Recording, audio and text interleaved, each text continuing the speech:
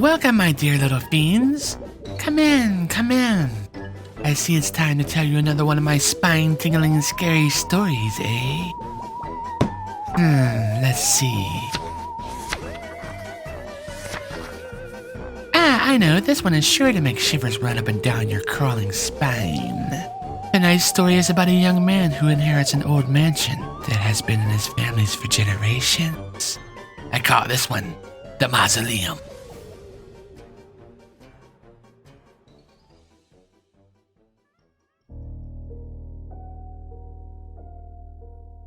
The mansion had belonged to the Eldritch family for centuries. Ambrose Eldritch had lived there most of his life. He was a shy and reclusive old man, and he had shut himself up in the mansion. Nobody had seen him for years. When he died, the mansion went to his closest living relative, his nephew, Ellison. After the funeral, Ellison went to the lawyer's office and signed all the necessary papers.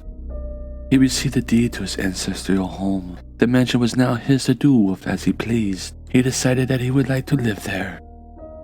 On the day he moved in, he unlocked the front door and stepped into the dusty old mansion. It was filled with antique furniture and priceless heirlooms. He wandered through the halls admiring the painting of his ancestors that hung on the wall.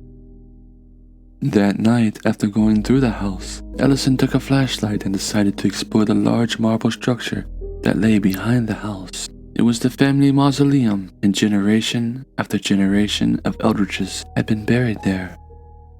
When he entered, Ellison saw that the mausoleum contained all of his ancestors stretching back over 400 years. There was a separate chamber in each of them. There was a coffin containing a moldering body of a distant dead relative. As the days passed by, Ellison found himself visiting the mausoleum again and again. It was a quiet and peaceful place. He liked the idea that this is the place where he would be buried when he died. One evening, he was shocked to discover that one of the coffins had been opened. It was a coffin belonging to his uncle Ambrose. When he lifted the lid and peered inside, he saw something that sent a chill right through him. The old man's coffin had been desecrated, and his body had been mutilated. His torso had been ripped open, most of his guts were missing. Parts of his flesh had been torn away. All over his skins were these unmistakable marks of human teeth. It was almost too terrible to believe someone or something had been feasting on him. Ellison was horrified. He ran back into the mansion and called the police. A few minutes later, the two police arrived and took a look around. After asking questions, they shrugged their shoulders and told him there was nothing they could do. The next morning, Ellison drove into town. He went to a local hunting supply shop and bought an enormous steel trap, big enough to catch a human being. He brought it home and placed it in the tomb, setting the trap near the entrance so that the big steel teeth would immediately snap shut on anyone who trespassed. He returned to the mansion and went to bed, falling into a troubled sleep. At some point during the night, he was awakened by the sound of movement outside. He scrambled out of bed and grabbed his flashlight and went to check if anything had been disturbed. When he got to the mausoleum, Ellison shined his flashlight around. He saw that the steel trap had been carefully moved away from the entrance. Stepping inside, he discovered his uncle's coffin had been opened again, and even more of his body had been devoured. One of the eyes was missing, and the other was hanging from the socket. Most of the flesh had been stripped from the face, exposing the skull underneath. Somehow, the ghoul had gotten the body again. Ellison immediately ran back to the mansion and called the police. He informed them about what happened and demanded they do something about it. The next day, 2 policemen were assigned to guard the mausoleum. That night, while the policemen were walking outside in the cold, patrolling the grounds, Ellison was sitting by the fireside, reading a book. After a while, he began to doze off.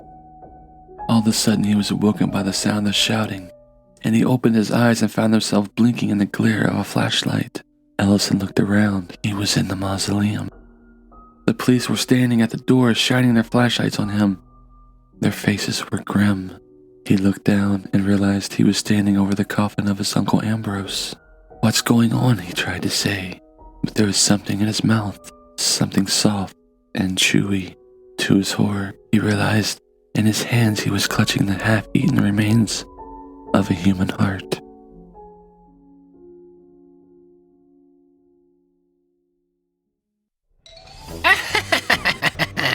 Now wasn't that heart-rendering? I have a joke. Do you want to hear it? Why didn't a cannibal eat a guy with no feet?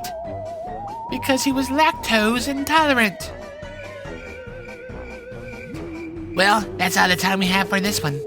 Till next time, kiddos. Remember to stay creepy.